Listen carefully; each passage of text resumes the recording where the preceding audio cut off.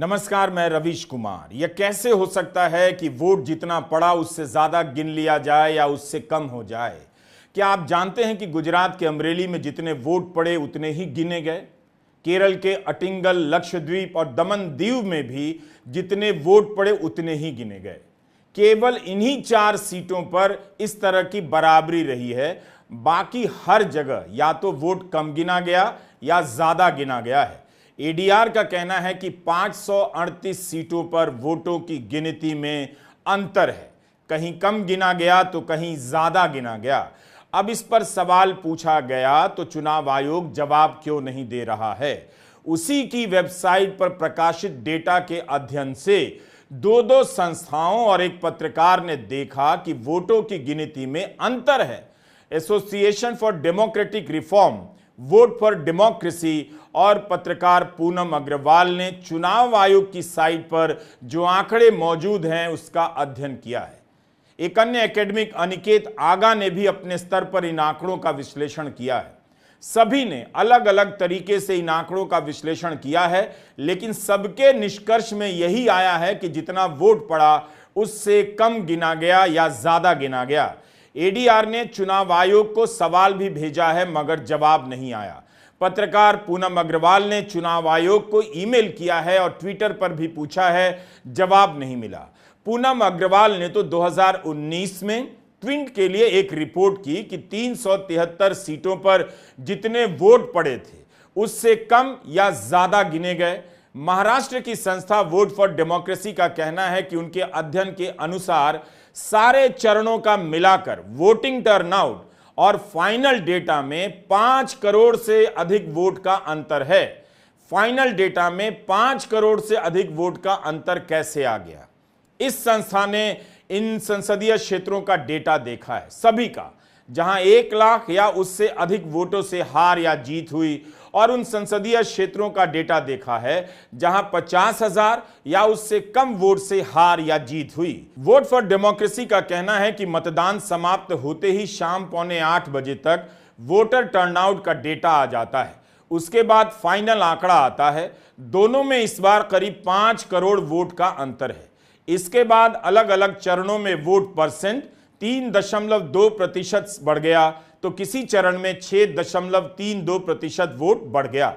अगर आप इसे आंध्र प्रदेश में जाकर देखें तो वहां 12.54% वोट बढ़ा है और ओडिशा में 12.48% वोट बढ़ा है। ऐतिहासिक रूप से 1% से ज्यादा की वृद्धि नहीं होती थी, लेकिन 12% से अधिक की वृद्धि समझ नहीं आती है। चुनाव आयोग इसका जवाब नहीं दे रहा, इसलिए संदेह हो रहा है कि क्या 2024 का चुनाव फ्री एंड फेयर हुआ है। ये वोट फॉर डेमोक्रेसी का कहना है। वोट परसेंट में इतना अंतर कैसे आ सकता है? रात 8 बजे जो डेटा आता था मतदान के चरणों के बाद वो प्रोविजनल होता था, अस्थायी, लेकिन 2-3 दिनों के बाद जो दिया जाता था वो फाइनल होता था। इसके बाद तो उन आंकड़ों में बदलाव नहीं हो सकता, खासकर जब वोट गिने जा चुके हैं। यह कैसे हो सकता है कि वोट जितना पड़ा गिनती उससे ज्यादा की हो गई या कम की हो गई? वोट फॉर डेमोक्रेसी ने अपनी रिपोर्ट में लिखा है कि कई राज्यों में इससे बीजेपी को फायदा दिखता है। ओडिशा में बीजेपी को 18 सीटें अधिक मिली हैं, महाराष्ट्र में 11 सीटें ज्यादा मिल गईं, पश्चिम बंगाल में 10 सीटें ज्यादा मिल गईं, आंध्र प्रदेश में 7 सीटें ज्यादा मिली हैं, कर्नाटका में 6 सीटें ज्यादा मिली हैं, छत्तीसगढ़ राजस्थान में 5-5 सीटें बढ़ गई हैं, बिहार तेलंगाना हरियाणा मध्य प्रदेश में 3-3 सीटों का फायदा हुआ है, असम में 2 सीटें अधिक मिली हैं, केरल, गुजरात, अरुणाचल प्रदेश में 1-1 सीटें बीजेपी को अधिक मिली हैं। इस तरह वोट फॉर डेमोक्रेसी ने अपनी रिपोर्ट में लिखा है कि बीजेपी को 15 राज्यों में 79 सीटों का फायदा दिखता है और इस पर उन्हें संदेह है। खासकर दूसरे चरण में वोटर टर्नआउट के बाद जो फाइनल आंकड़ा आया उसमें बहुत ज्यादा वृद्धि थी। दूसरे चरण के नतीजों में बीजेपी को काफी फायदा हुआ है, जबकि इस तरह का ट्रेंड बाकी के चरणों में देखने को नहीं मिला है। दूसरे चरण में यूपी की 8 में से 8 सीटों पर बीजेपी जीत गई। राजस्थान की 13 में से 10 सीटों पर बीजेपी जीती, मध्य प्रदेश की 6 सीटों में से 6 पर बीजेपी जीती, कर्नाटका की 14 में से 12 सीटों पर बीजेपी जीती। इसी फेज में बीजेपी को केरल में 1 सीट मिली और 14 सीटों पर बीजेपी तीसरे नंबर पर रही। वोट फॉर डेमोक्रेसी का कहना है कि अगर मतदान के दिन जो टर्नआउट का आंकड़ा दिया गया है और उसके अगले कुछ दिनों के बाद फाइनल नंबर दिया गया है, उसमें 5 करोड़ से अधिक का अंतर नहीं आता तो बीजेपी 76 सीटों पर हार भी सकती थी। इसलिए उनके अध्ययन के हिसाब से गड़बड़ियों की आशंका है। यह तो काफी गंभीर आरोप है। आरोप लगाने वाले अपने अपने क्षेत्र के विशेषज्ञ हैं। आईआईटी के पूर्व प्रोफेसर हैं। पूर्व मुख्य चुनाव आयुक्त एसवाई कुरैशी ने भी कहा है चुनाव आयोग को इसका जवाब देना चाहिए। वोट फॉर डेमोक्रेसी ने अपनी रिपोर्ट चुनाव आयोग को भेज दी है, तब भी जवाब नहीं आया है। कुछ राज्य हैं जहां पे एनडीए का जो पलड़ा है वो हल्का है, एनडीए मजबूत नहीं है, जैसे केरल है और तमिलनाडु है। वहां पे आप देखेंगे कि चुनाव जो है एक ही चरण में होगा। कुछ और राज्य हैं बराबरी के राज्य हैं, यानी उनके सीटें उतनी ही हैं करीब करीब, लेकिन वहां पे जो चुनाव है ज्यादा चरणों में होता है। ऐसा क्यों? जैसे उदाहरण के तौर पे उड़ीसा में 21 सीटें हैं, 4 चरण में चुनाव होता है।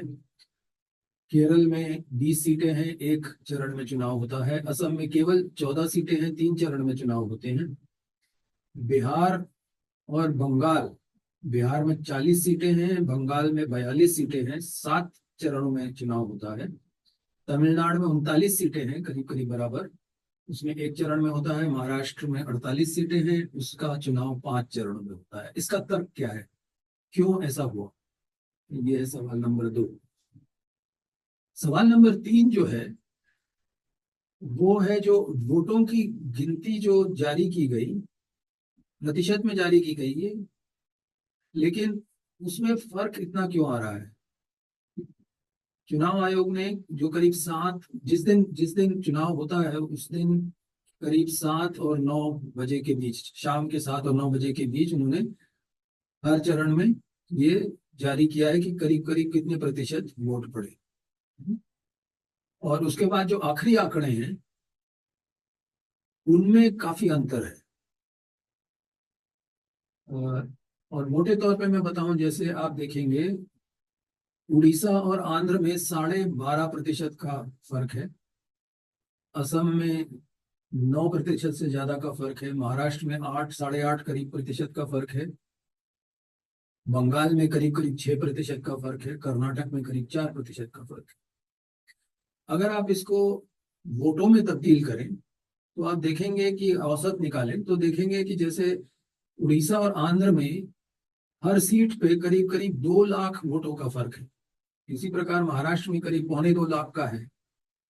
बंगाल में करीब 87,000 का है। तो ये क्यों हुआ, किस लिए हुआ? ये है सवाल नंबर 3। सवाल नंबर 4 ये है कि आपका जो भी, मतलब ये तो वोट पड़ने की बात हुई। अब जब वोट गिनने की बात आती है तो आप देखेंगे कि करीब करीब सभी सीटों पे 500, मेरे ख्याल से 48 सीटों पे, जबकि 542 सीटें पे गिनती हुई है। सूरत के सीट पे तो इलेक्शन ही नहीं हुआ। तो 548 सीटों में वोट जो पड़े हैं और वोट जो गिने गए हैं उसमें अंतर है। चुनाव आयोग का जवाब देना बहुत जरूरी है और सभी सीटों के हिसाब से जवाब देना चाहिए, एक एक सीट के हिसाब से। तभी इन आंकड़ों का अध्ययन करने वाले जांच कर पाएंगे कि एक एक सीट पर इस तरह का अंतर क्यों दिखा। अब चुनाव आयोग के पास यह कहने का रास्ता भी नहीं कि उसकी वेबसाइट पर जो वोट हैं, जो आंकड़े हैं और गिने जाने का जो आंकड़ा है वो फाइनल नहीं है, क्योंकि चुनाव के दौरान जब पहले चरण का वोट हो गया, अगले दिन तक डेटा नहीं आया तो लोग बेचैन हो गए, हंगामा मचा और मांग की जाने लगी कि वोट का डेटा, टर्नआउट का डेटा क्यों नहीं आ रहा। 11 दिनों के बाद डेटा दिया गया तो उसे फाइनल नहीं माना जाएगा, माना ही जाएगा। जब ईवीएम में वोट डाला जाता है तो उससे पहले 50 वोट अभ्यास के तौर पर डाले जाते हैं। लेकिन यहां तो वोट का अंतर 50 से भी ज्यादा है, कहीं कहीं तो 10,000 है। तो यह बहाना भी नहीं चलेगा कि मॉक वोटिंग का यह सब नंबर है। एडीआर ने भी आयोग के डेटा का अध्ययन किया है। एडीआर का तरीका वोट फॉर डेमोक्रेसी से अलग है, मगर नतीजा एक ही तरफ दिखता है कि वोट में अंतर है। एडीआर ने देखा कि हर संसदीय क्षेत्र में कितने वोट पड़े और कितने वोट गिने गए। इससे यह निकल कर आया कि केवल 4 संसदीय क्षेत्रों को छोड़कर बाकी सभी 538 क्षेत्रों में वोटों में अंतर देखा गया है। हम फिर से बता दें कि ये 4 सीटें अलग अलग जगहों पर हैं। अमरेली, अटिंगल, लक्षद्वीप और दमन दीव में जितना वोट पड़ा उतना ही गिना गया। तो बाकी सीटों पर अंतर कैसे आ गया? सवाल ये नहीं है कि विनिंग मार्जिन 1745 है और वोट डिफरेंस 1740 है। सवाल जो इन्होंने कहा कि डेमोक्रेसी में हर वोट की उतनी ही कीमत है, चाहे वो किसी के विरुद्ध डाली जाए या किसी के पक्ष में डाली जाए। तो कम वोट गिनना और ज़्यादा वोट गिनना और एक वोट का कम होना और एक वोट का ज़्यादा होना हमारे हिसाब से एक्सेप्टेबल नहीं है। और ये चीज़ इलेक्शन कमीशन को 2019 से पता है। लेकिन अब भी जब ये कहानी पूनम ने शुरू की और अनिकेत ने शुरू की और कुछ लोगों ने भी शुरू की, इलेक्शन कमीशन इस पर चुप है। उनको ये लगता है कि एक चुप 100 को हराए। तो एक्चुअली हम जब ये ख्याल आया कि ये प्रेस कॉन्फ्रेंस करी जाए और इसमें 3 अलग अलग इंडिपेंडेंट सोर्स, एक सोशल साइंसेज में कॉन्सेप्ट है ट्रायंगुलेशन, कि किसी भी चीज़ को आप 3 तरह से नापें और फिर भी एक ही जवाब आए। या जब हम बच्चे थे स्कूल में जो अरिथमेटिक वगैरह के सवाल होते थे, कुछ सवालों के सॉल्व करने के एक से ज़्यादा तरीके थे। तो ज़्यादा जो बड़े फलने खां बच्चे होते थे, मैं तो उनमें से नहीं था, वो हर सवाल को 3 तरह से सॉल्व करके देखते थे कि रिज़ल्ट यही है क्या। हम तो एक रिज़ल्ट निकाल के खुश हो जाते थे। तो ये what we are presenting today is a result of the process of triangulation, that 3 independent sources have come to the same conclusion कि कम से कम चलो 2.5 सोर्सेज, इसने पूरा नहीं किया, पूनम ने और एडीआर ने तो पूरा किया है, कि 538 constituencies have discrepancies, 538 out 543, and then we have proof, and I am so happy कि वो 4 constituencies में डिफरेंस नहीं है। उससे ये साबित होता है कि ये पॉसिबल है। तो जो इलेक्शन कमीशन 4 कॉन्स्टिट्यूएंसीज में बिल्कुल सही काम कर सकता है, वो बाकी 538 में क्यों नहीं कर सकता? ये हम इलेक्शन कमीशन से पूछना चाहते हैं। ये तो खैर बड़ी बात है। हम सिर्फ ये चाहते हैं कि हर कॉन्स्टिट्यूएंसी 538 में वो 538 एक्सप्लेनेशन हमें बताएं। एडीआर के अनुसार 362 सीटों पर जितने वोट पड़े थे उससे कम गिने गए और 176 सीटों पर जितने वोट पड़े उससे ज्यादा गिने गए। इन 176 सीटों पर जितने वोट पड़े वहां 35,000 से ज्यादा वोट गिने गए हैं। ऐसे वोटों की संख्या जो कम या ज्यादा हैं मिलाकर करीब 5 लाख बताई जा रही है, उससे भी ज्यादा। इसी तरह 2009 में इसी संस्था ने पाया था कि 7 लाख से अधिक वोटों का अंतर है। कहीं 1 वोट का अंतर मिला था तो कहीं 1 लाख का भी। 2019 में 6 सीटें ऐसी थीं जिनमें जीत की मार्जिन से भी ज्यादा गिने गए वोटों में अंतर था। एडीआर ने मांग की है कि चुनाव आयोग 2019 और 2024 के आंकड़ों की जांच करवाए कि इतना अंतर कैसे आ सकता है। 1 महीने से यह सवाल उठ रहा है, लेकिन चुनाव आयोग ने जवाब नहीं दिया। एडीआर के हिसाब से कम या ज्यादा गिने गए वोटों की संख्या करीब 5.5 लाख है। अगर एक सीट पर भी किसी को अनुचित जीत मिली है तो उससे चुनावी प्रक्रिया और नतीजों पर गंभीर सवाल उठते हैं। आपको याद होगा मुंबई नॉर्थ वेस्ट की सीट पर शिवसेना शिंदे के उम्मीदवार को 48 वोटों से जीत मिली थी।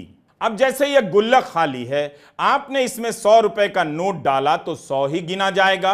गिनते वक्त यह तभी कम होगा जब कोई इसमें से कुछ रुपए निकाल लेगा, या फिर ज्यादा तभी होगा जब इसमें 100 रुपए के अलावा कुछ और नोट डाल देगा। दो ही स्थितियों में गुल्लक में 100 से कम हो सकता है या ज्यादा हो सकता है, नहीं तो 100 का 100 ही रहेगा। उसी तरह ईवीएम में जितने वोट पड़े उतने ही तो गिने जाएंगे।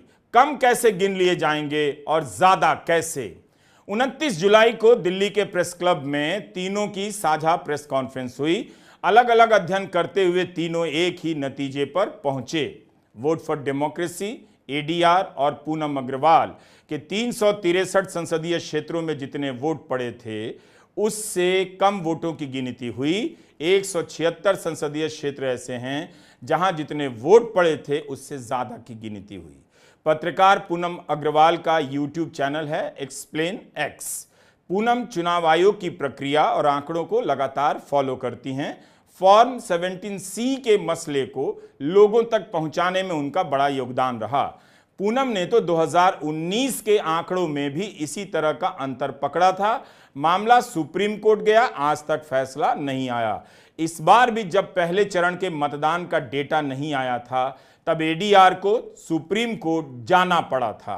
2019 में जब मैंने ये पहली बार रिपोर्टिंग की थी इस मैटर पे, जहाँ पर डिस्क्रिपेंसी आई थी, उस समय जो डेटा अवेलेबल था ऑनलाइन, जो ईसीआई ने डाला था ऑफिशियली, और उसमें उन्होंने कहा था कि this is the final voter turnout data, 4 phases का डाला था। तो 4 फेजेस का मैंने मैच करने की मतलब ऑफ कोर्स टैली किया, तो उसमें से 373 में डेटा मैच नहीं किया, तो उसमें मैंने रिपोर्टिंग भी की थी। द फैक्ट दैट कि उस समय वो जब मैंने रिपोर्टिंग की तो उन्होंने डेटा जो विड्रॉ कर लिया वेबसाइट से, कोई एक्सप्लेनेशन नहीं दिया उस पर। बाद में एडीआर ने ऑफ कोर्स इस पर PIL फाइल किया, तो उनको जो भी कोर्ट में मैटर पेंडिंग है। But what is even more interesting कि काउंटिंग के वक्त तो जो डेटा अपलोड होता है हुआ, रिजल्ट्स आउट हुए, लेकिन सितंबर में जो भी इलेक्शन कमीशन यहाँ फॉलो करता हो या थोड़ा भी जिसको जानकारी हो, इलेक्शन कमीशन एक है ना डिटेल्ड रिपोर्ट अपलोड करते हैं, और 2024 का भी वो करेंगे अराउंड सितंबर अक्टूबर, जिसमें वो कॉन्स्टिट्यूएंसी वाइज एनालिसिस करेंगे, कौन जीता, कितना वोट शेयर, कितना। तो वो डेटा अगर आप निकालें, 2019 का मैंने निकाला था इलेक्शंस जब 2024 के हो रहे थे, तो उसमें आप देखेंगे कि डेटा परफेक्टली मैच कर रहा था 2019 का। तो जो डेटा पहले नहीं मैच कर रहा था, रिजल्ट के पहले जो उन्होंने अपलोड किया था वोट्स पोल का, वो एकदम परफेक्टली मैच कर रहा था, except for I feel may be 4 या 5 कॉन्स्टिट्यूएंसीज को छोड़ के। तो जब 2019 का डेटा इतना परफेक्टली मैच कर रहा है, तो अब 2024 का जो डेटा हमारे पास है उसमें क्यों नहीं मैच कर रहा?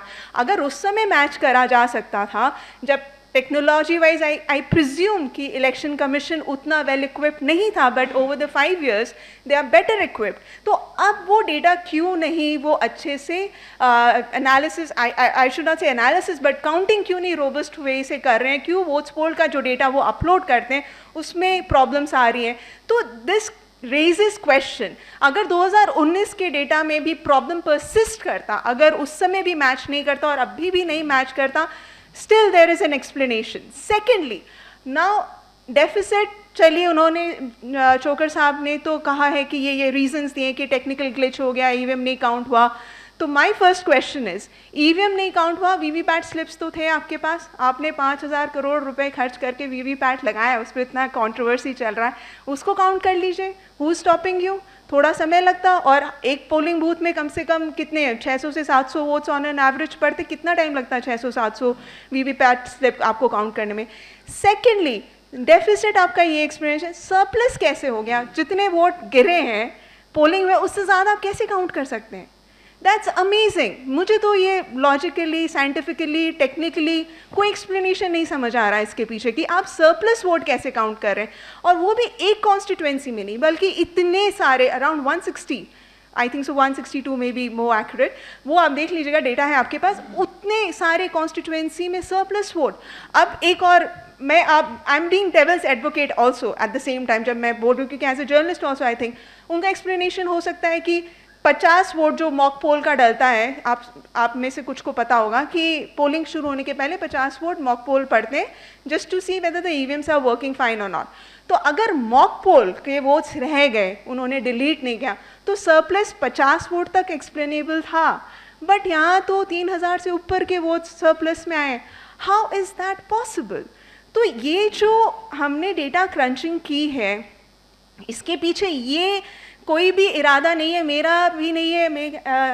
मिस्टर जगदीप चोकर ने भी क्लियर कर दिया, we are not raising questions on the results, all we are asking for is clarity, clarification as a voter. सबने कहा कि डेटा में इतना अंतर समझ से बाहर है। नतीजों पर सवाल उठाने से पहले चुनाव आयोग की सफाई का इंतजार करना चाहते हैं। उनसे भी जानना चाहते हैं कि ऐसा क्यों हुआ, क्योंकि जिन आंकड़ों के आधार पर यह किया गया वह तो चुनाव आयोग की वेबसाइट पर ही आप सभी के लिए उपलब्ध है, आप भी देख सकते हैं। चुनाव आयोग का चुप रह जाना उसकी विश्वसनीयता पर गहरा संदेह प्रकट करता है।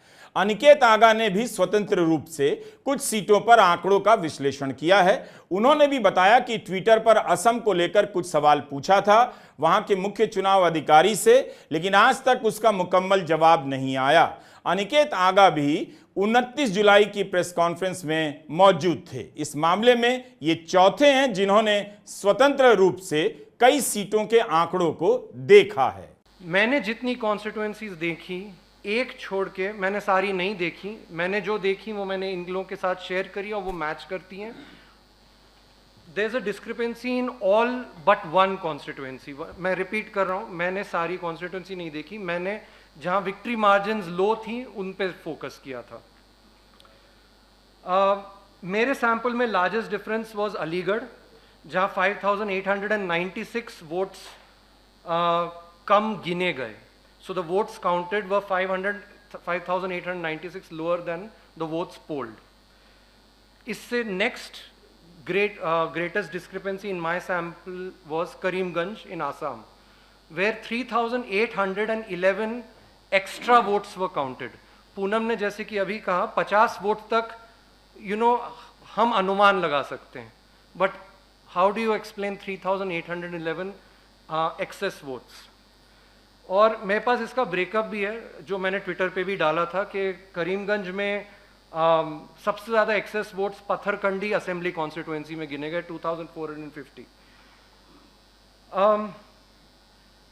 6 जून को जैसा कि जगदीप जी ने कहा, सीईओ यूपी ने मुझे ये जवाब दिया था। बट गौर करने की बात यह कि इस जवाब से सिर्फ उतना एक्सप्लेनेशन मिलता है, वो भी बिल्कुल जेनेरिक लेवल पे, कि कम वोट्स कहाँ काउंट होते हैं। ये अभी तक, और मैंने इलेक्शन कमीशन से वाया ईमेल ये स्पेसिफिकली भी पूछा, और सिंस वो ट्विटर पे जवाब दे रहे थे मैंने ट्विटर पे भी उनसे पूछा है कि how do you explain excess votes. कोई जवाब मुझे मिला नहीं जब तक मैंने करीमगंज का एग्जाम्पल ट्विटर पे नहीं डाला। ये 8 जून की बात है, so 2 days after the CEO UP replied to me.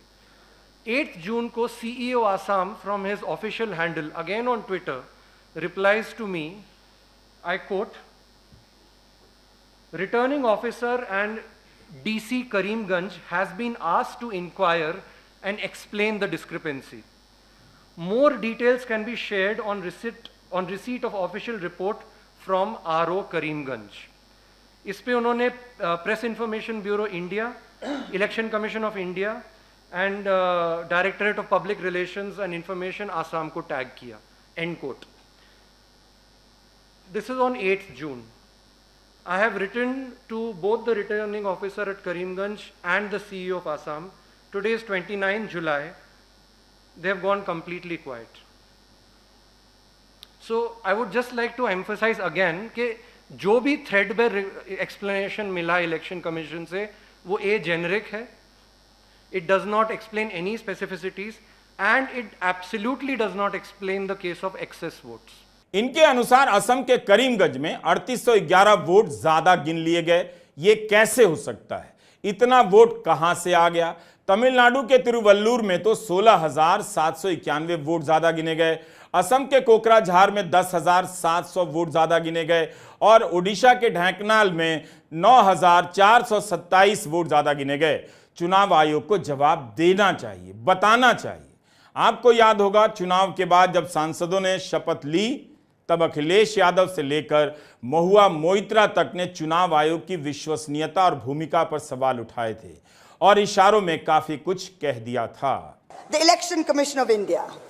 The speech expresses gratitude to the ECI for conducting the largest election in the world. With all humility, with no intent to denigrate the office of what used to be the august constitutional body of this land, let us as members of this opposition put on record that we won in spite of the EC, not because of it.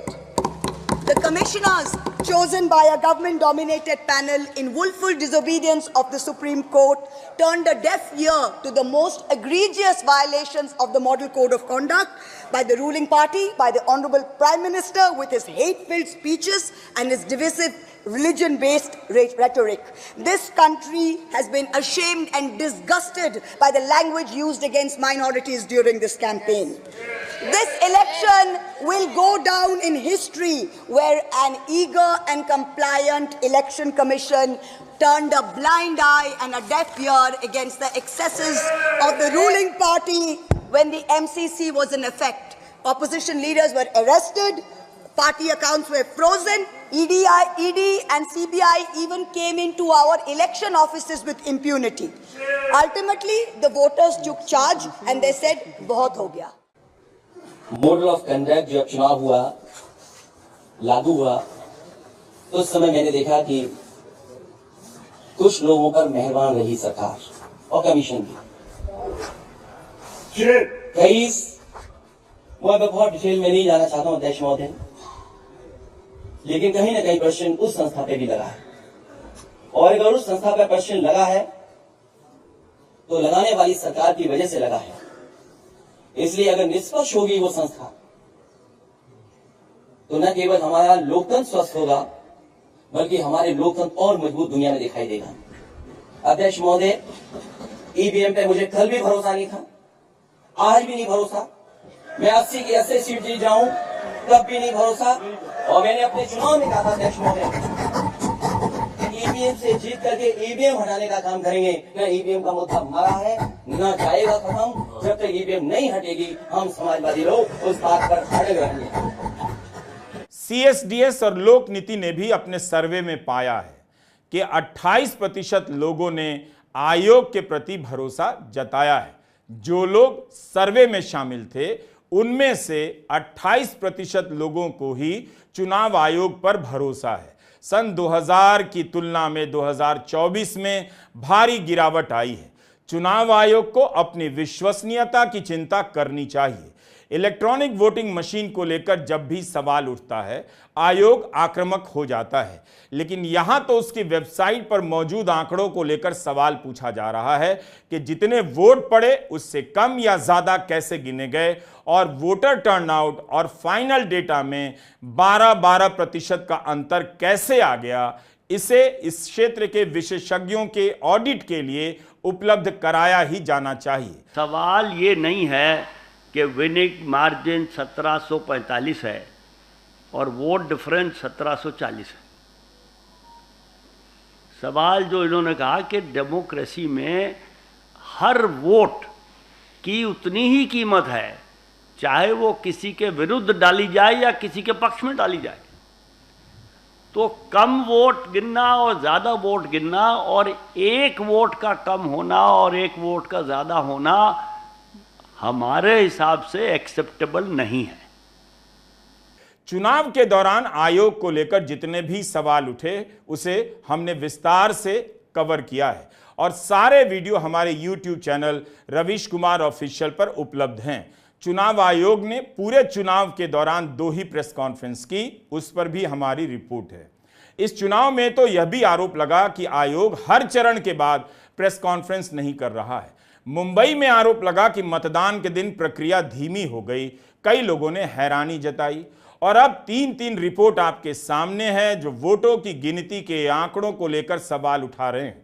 आयोग को चालू मुहावरों या जुमलों में या पुराने पढ़ चुके शायरों के शेरों के सहारे नहीं, बल्कि एक एक संसदीय क्षेत्र के आंकड़ों के आधार पर जवाब देना चाहिए और बताना चाहिए कि जहां 1 लाख वोट पड़ा है वहां 90,000 की गिनती किस हिसाब से हुई, 10,000 वोट कहां गया, या 1,10,000 की गिनती कैसे हो गई, 10,000 का वोट कहां से आ गया। नमस्कार, मैं रवीश कुमार।